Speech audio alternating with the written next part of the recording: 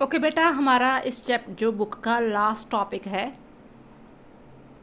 9th chapter है और topic है दो पृष्ठभूमियाँ, भारतीय और अंग्रेजी। कहते हैं सन 1942 का विद्रोह।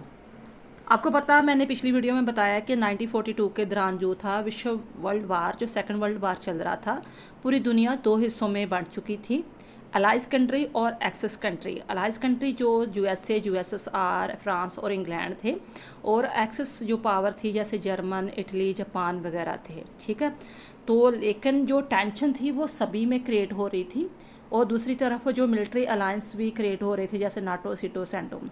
तो इंडिया को अभी समझ में नहीं आ रहा था कि वो किसकी सपोर्ट करे, कि यूएसएसआर की करे जहाँ जो इधर यूएसए की करे, जहाँ मिलिट्री अलायंस में बने ना बने।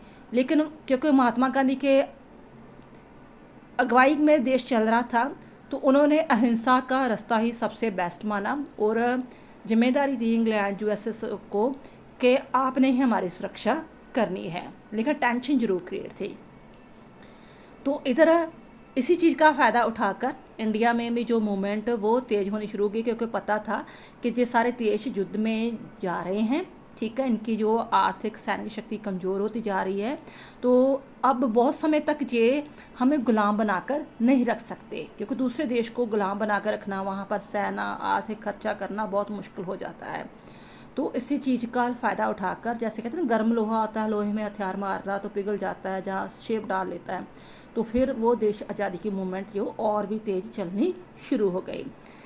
कहता है सन 1942 के विद्रोह में जो भी हुआ वे अचानक नहीं था, पहले से ही लोगों का मन इस विचार के लिए पक्का था कि अब अंग्रेजों को बाहर से उखाड़ फेंकेंगे और अब उनका राज बर्दाश्त नहीं होगा।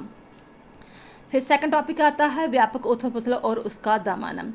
कहता अब जनता का स्पष्ट विरोध। ये वे काल था जिस समय नेताओं के साथ साथ अब आम लोग भी साथ में जुड़ गए थे और अंग्रेजों के जुल्मों से तंग आ चुके थे। भले ही कुछ लोग सरकार के पक्ष में थे, ठीक है, पक्ष में रहकर वो उसकी आज़ादी प्राप्त करना चाहते थे, जैसे हम नरम दल कह देते हैं, ठीक है। बट कुछ गर्म दल वाले भी लोग थे जिसे हम उग्रवादी भी कह देते हैं, जैसे भगत सिंह थे, ठीक है, लाल बाल पाल थे। तो वाले लोग थे जो क्या कहते थे कि नहीं, अंग्रेज नहीं सुधर सकते, इनको हिंसक घटनाओं के द्वारा ही हम बाहर निकाल सकते हैं। 1942 के आंदोलन में जब नेताओं की गिरफ्तारियां हुई तो जनता और भी भड़क उठी। विशेष रूप में युवा पीढ़ी ने विश्वविद्यालयों के विद्यार्थियों ने हिंसक और शांतिपूर्वक दोनों तरीकों से कार्रवाई करनी शुरू कर दी। सन 1855 के गदर के बाद ब्रिटिश सरकार की पहली चुनौती।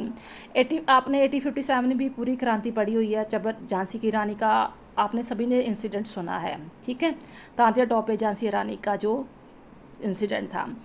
सन 1857 की क्रांति के बाद ब्रिटिश राज के विरुद्ध ये पहली चुनौती थी। इस सुसंगठ वे सोचा समझा विरोध ना था, जबकि दूसरी ओर हथियारबंद सैनिक शक्ति थी।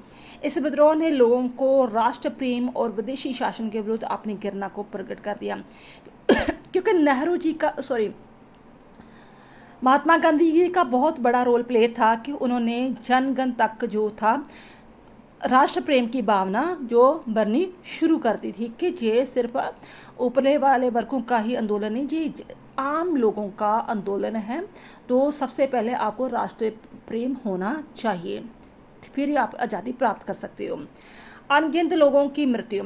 सन 1942 के दंगों में पुलिस और सेना की गोलाबारी में काफ़ी लोग मारे गए। तो अलग अलग सभी का अनुमान लगाया गया। कईयों ने कहा कि ये 1028 लोग मरे, 3200 जो घायल हुए, जबकि कईयों ने कहा कि 25,000 तक मैक्सिमम लोग मरे। लेकिन फिर भी कहा जा सकता है कि मैक्सिमम 10,000 तो लोग जरूर होंगे जो आंदोलन में जिनकी जान गई। आंदोलन से ब्रिटिश शासन प्रभावित कई स्थानों पर शहरी और ग्रामीण क्षेत्रों में ब्रिटिश शासन खत्म हो गया था, है ना। उन्होंने वहां से अंग्रेजों को निकाल ही दिया था, खदेड़ दिया था और अपना शासन चलाना शुरू कर दिया था। मुख्य रूप से ये बिहार हो गया, बंगाल के मिदनापुर जिले में और संयुक्त प्रांत के दक्षिणी पूर्वी जिलों में हुआ। केवल संयुक्त प्रांत के बलिया जिले में हिंसक घटनाओं की कोई शिकायत नहीं की गई। सरकार ने फिर से दोबारा विजय पाने के प्रयास भी किए, लेकिन इसमें बहुत हफ्ते लगे।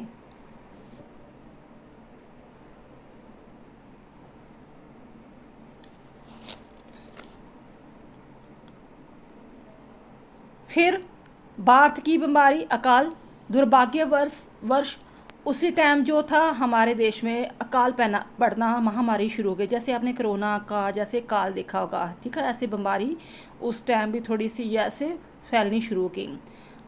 कहता भारत में भयंकर अकाल, अकाल होता है जैसे सूखा पड़ जाना, कोई फसल वगैरह नहीं होनी, बारिश ना, क्योंकि उस टाइम क्या था, ट्यूबवेल कम थे, तो बारिश के आधार पर ही जो थे, बेस पर ही जो फसलें होती थी। तो जब बारिश नहीं होगी तो नेचुरली क्या होगा, सारी फसलें खराब हो जाएंगी।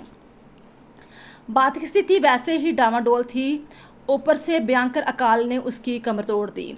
इस अकाल का प्रभाव बंगाल और पूर्वी तथा दक्षिणी भारत पर भी पड़ा। ब्रिटिश शासन के पिछले 170 वर्षों में ये सबसे विनाशकारी समय था। इसकी तुलना सन 1766 ईस्वी से सन 1770 ईस्वी के दौरान बंगाल और बिहार के उन भयंकर अकालों से की जा सकती है।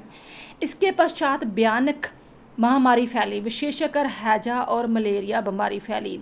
हैजा पता होता है, जब एकदम पानी आ जाता है तो उसके कारण हैजा हो जाता है, जिसे डायरिया बोलते हैं। तो मलेरिया आपने सुना होगा, जो मच्छर से होता है।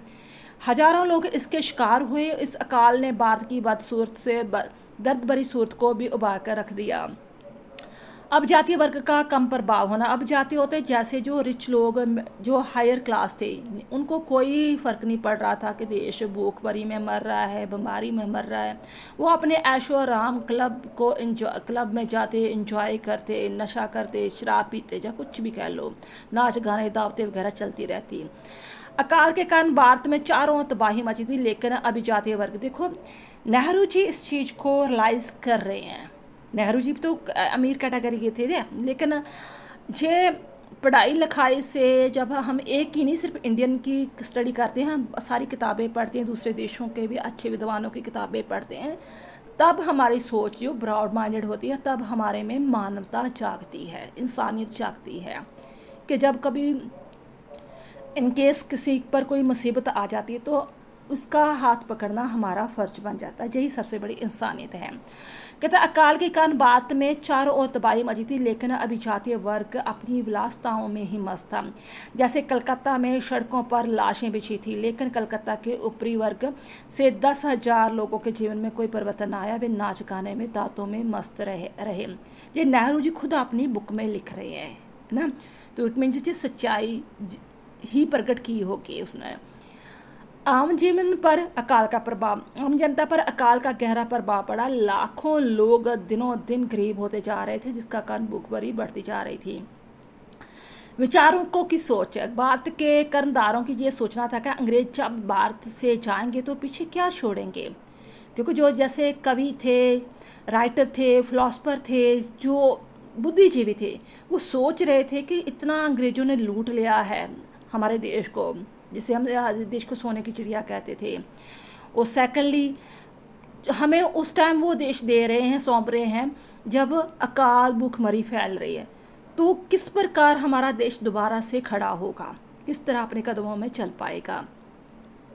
भारत के कर्णधारों का ये सोचना था कि अंग्रेज जब भारत से जाएंगे तो पीछे क्या छोड़ेंगे, कितनी नगन दुर्गत होगी। अंत में उनके सदियों पुराने प्रशासन की धारा सूख जाएगी, तो वे अपने पीछे कितनी कीचड़ और कचरा छोड़ेंगे।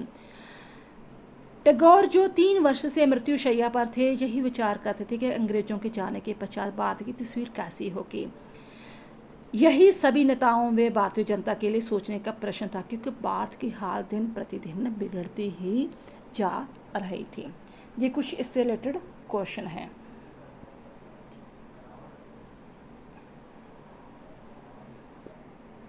इस बुक का भी कह लो और इस टॉपिक का भी, सब टॉपिक लास्ट ये टॉपिक है, यानी कि आपकी अब बुक टोटली ही कंप्लीट हो चुकी है। अगर फिर भी कोई टॉपिक ना समझ आए, कुछ नहीं पता चल रहा, तो मैं उसी की डिटेल में वीडियो भी अपलोड कर सकती हूँ, आप कमेंट बॉक्स में लिख सकते हो। तो प्लीज़ रिक्वेस्ट है मेरी आपसे कि प्लीज़ वीडियो को लाइक एंड शेयर जरूर करना। फर्स्ट टाइम देख रही हो तो चैनल को सब्सक्राइब करना। तो अब नेक्स्ट टॉपिक पढ़ते हैं, बात की सजीव समर्थन। संजीवनी होती है बेटा, देखो बात की जिजीविषा। नेहरू जी ने अपने विचारों को बहुत ही सुंदर शब्द देते हुए कहा है कि अकाल और युद्ध के बावजूद प्रकृति अपना कायाकल्प करती है, अर्थात समय में परिवर्तनशील होता है। अगर दुख आया तो सुख भी आएगा, अकाल आया तो सुख भी, हरियाली भी आएगी। ठीक है, यानी कि पॉजिटिविटी हमें दिखा रहे थे कि कभी गिव अप नहीं करना। लड़ाई के मैदान को आज फूलों और हरी घास से ढक देते हैं, यानी दुख के बाद सुख भी आता है। मनुष्य की ज़्यादा सदा उसे साथ रहती है। हमारा वर्तमान धीरे धीरे बाद में पास्ट में चला जाता है, वर्तमान अतीत बन जाता है। अपना अस्तित्व भविष्य को सौंपने हम अपने आप को फ्यूचर के लिए फिर से दोबारा से प्रिपेयर करते हैं, जो वर्तमान बनकर उसे बढ़ावा देता है। जो लोग कमज़ोर होते हैं वो गिव अप कर देते हैं, लेकिन जो हिम्मत वाले हैं वो गिव अप कभी नहीं करते। वो आशा की मशाल लेकर आगे ही चलते रहते हैं और आने वाली पीढ़ियों का अपना मार्गदर्शन करते हैं। यानी कि लास्ट वाले टॉपिक में उन्होंने आशा की किरण ही जगाई, 1942 के दौरान लिख रहे हैं। तो आशा की किरण ही जगाई कि चाहे जितनी मर्जी हमारी इंडिया की दुर्गत हो रही थी, लेकिन हमें आशा है कि हमारा आने वाला समय बहुत ही फ्यूचर ब्राइट होगा। तो इस टॉपिक में हम सारे जो भी हमने पूरी बुक पढ़ी है, ठीक है, तो उसका हम जो कंक्लूज़न निकालेंगे। थैंक्स बेटा।